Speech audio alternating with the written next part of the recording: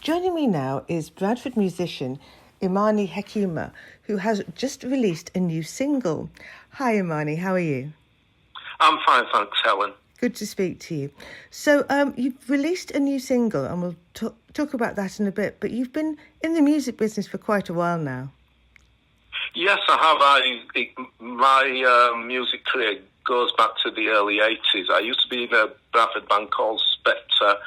We gigged, we were like a ska reggae band. We gigged a lot. We managed to support some of the people we love, like Lee Scratch Perry and Azawad, Gustus Pablo.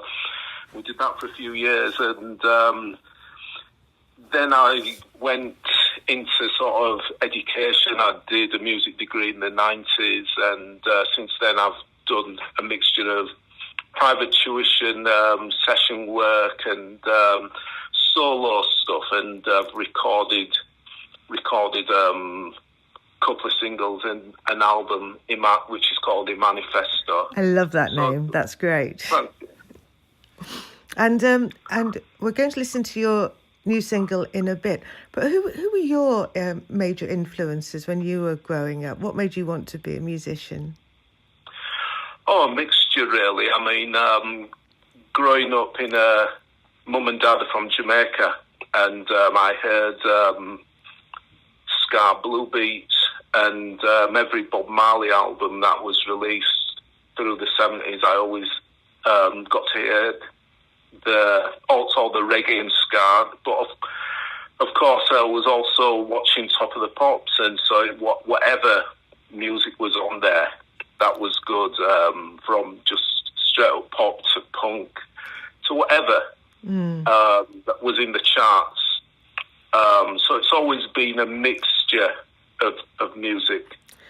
I think I was the same. In the olden days when we didn't really have, I mean, explain it to young people today and they don't believe you, but, you know, when you only really had Top of the Pops or you had the Top 40 on a Sunday night, it was, you had to listen to all sorts of music, didn't you? Because you couldn't just choose one type. Yes, that's right. I mean, that was one of the good things about the way the charts was. You did get a mixture of music, and because it wasn't 24/7 as it is now, it was very precious. So every time you heard a song, it was an event, because you might not hear, you heard the song on the radio in the other room, or on television. You went in and listened to it, and you'd hope to hear it again. So it wasn't like you could go to, unless you bought the record. You might only you'd catch it sporadically. So that made the music more of an event in a way. Do you remember coming home on the bus clutching that vinyl? I do. Oh yeah, I remember taking it to school and showing off and getting it confiscated, of course. But that was the thing. Those were your sort of badges of honour. Absolutely. So, tell us more about your new single that was released. Was it the 16th of November? 16th of November. That was just a week ago, last Monday. Yeah, it's called Cometh the Hour, and it's a song that I actually wrote a couple of years ago. And as we went into the measures back in March, and as it went on, I was just looking through a lot of recordings that I'd done, and stumbled upon this one, which I'd sort of forgotten, and listened to it. I thought this kind of fits in really with the times and how I feel about the times, and I thought it'd be a good idea to share it with people, because I've never actually put it out before.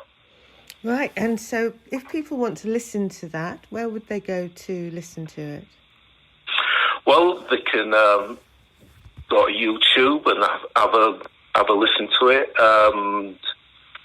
It's also on Spotify, iTunes, and Amazon if they would like to download it. Okay, and we'll listen to the track in a minute, but have you got any plans coming up for the next year? the next year, there'll certainly be more new music coming out. That's definitely a plan to put out something new. Probably 2021 when the next track will be out. And like everybody else, I hope that this strange thing is over by that time. Absolutely. Well, we'll hear that song now. We'll hear Cometh the Hour, and thank you ever so much for talking to me today. Many thanks, Helen. Thank you.